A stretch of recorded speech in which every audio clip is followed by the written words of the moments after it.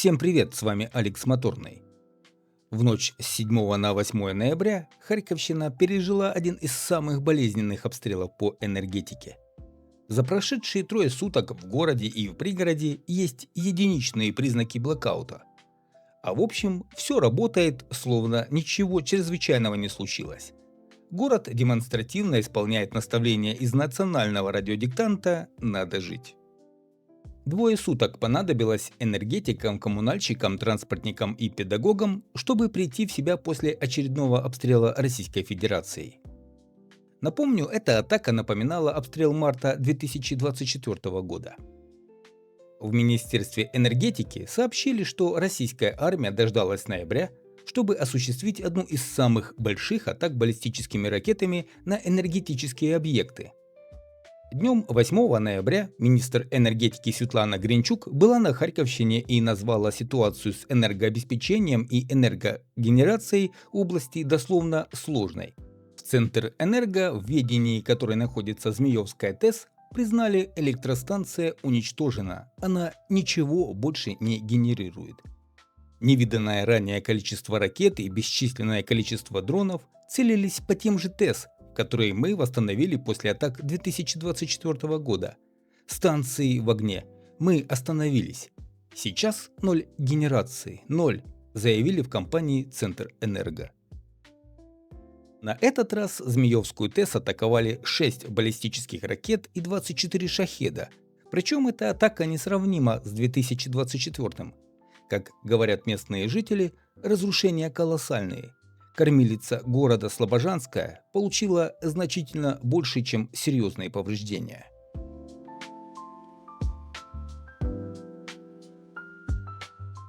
Впрочем, россияне уничтожили генерацию на Харьковщине накануне выходных, и, очевидно, это немного помогло. В субботу большинство людей не работают. Детям не нужно доставаться школ, функционирующих в смешанном формате. Массированный обстрел энергетики привел к первым массовым отключениям света на Харьковщине этой осенью. В субботу 8 ноября Харьков и область погрузились во тьму. В многоэтажках не было отопления и воды. Метро не работало.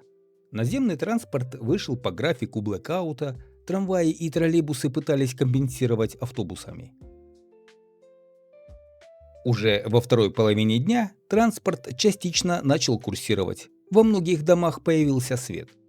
Однако вечером 8 ноября жители Харькова наблюдали, пожалуй, впервые за время полномасштабной войны небывалые перепады напряжения в сети.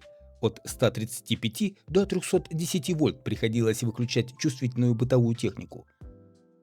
Для сбалансирования энергосистемы на время город полностью обесточили, а затем начали включать секторами. Нас спас стабилизатор, рассказывает жительница Харькова Татьяна Крипак, потому что он просто выключал все в квартире, когда напряжение было 300 вольт. Если бы не он, техника просто сгорела бы. Мы некоторое время наблюдали за происходящим в сети.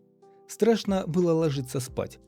Однако утром 9 ноября уже все было хорошо, смогли потихоньку включить.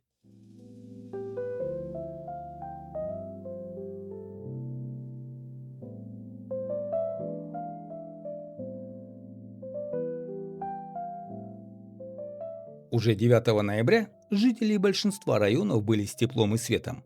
Харьков облэнерго вело графики почасовых отключений.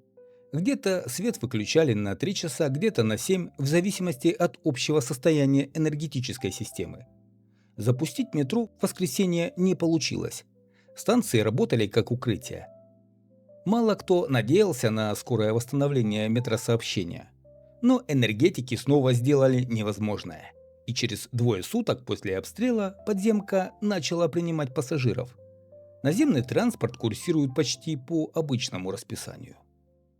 Все работает, за исключением ситуационных моментов. Временная просадка электроэнергии была, там не ходили трамваи. Есть подстраховка автобусов. Думаю, сегодня харьковчане не испытали неудобств. Метро ходит по расписанию обычному, а на наземном транспорте, наоборот, уменьшили интервалы. Потому что не понимали, насколько стабильно будет работать метрополитен. Нам тяжело, но стабильно, сказал заместитель городского головы Дмитрий Липовой. Делать прогнозы по работе транспорта на следующие дни в горсовете не готовы. Каждый вечер они получают указания от Харьковобленерго с лимитацией электроэнергии, после чего формируют выпуски.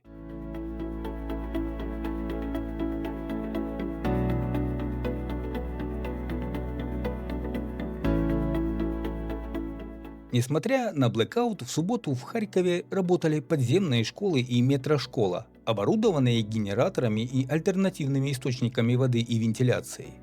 В выходные занимаются пятилетки, которым 1 сентября 2026 года идти впервые в школу, и 11-классники.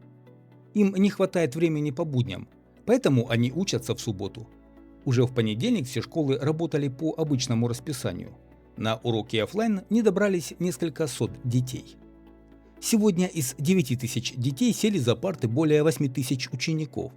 Подземные школы горючим и водой, технической и питьевой, обеспечены. Подвоз автобусами был.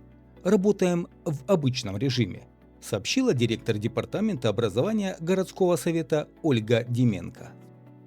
Кстати, сейчас вы смотрите кадры самой глубокой новопостроенной школы в городе Харькове. Минус 3 этажа, 1700 квадратных метров, 1600 учеников.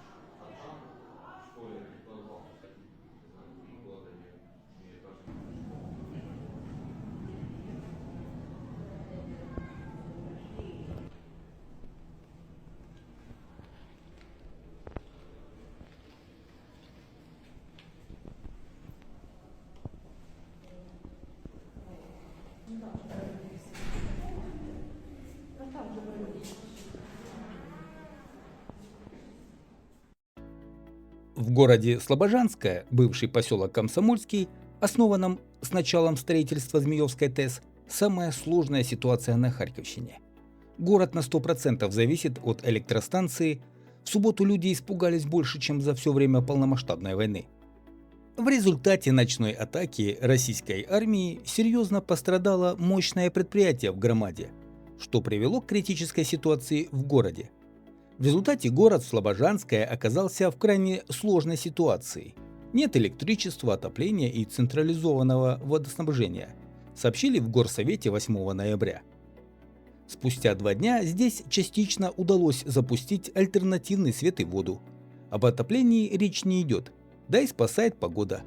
В квартирах до обстрела было тепло.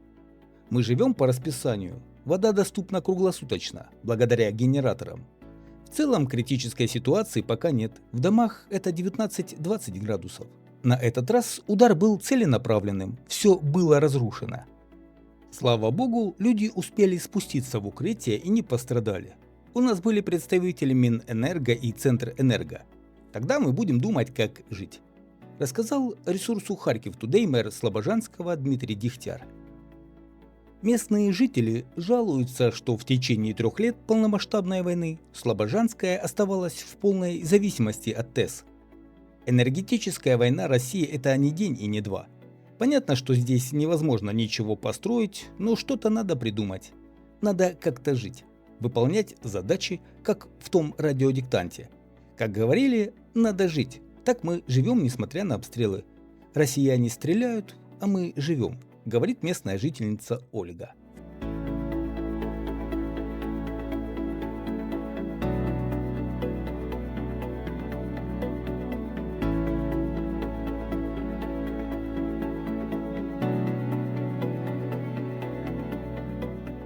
Никто не берется делать прогнозы о том, как Харьковщина будет жить этой зимой. Однако супермаркеты уже оборудуют полки с елочными игрушками и ряды с нарядными искусственными елками.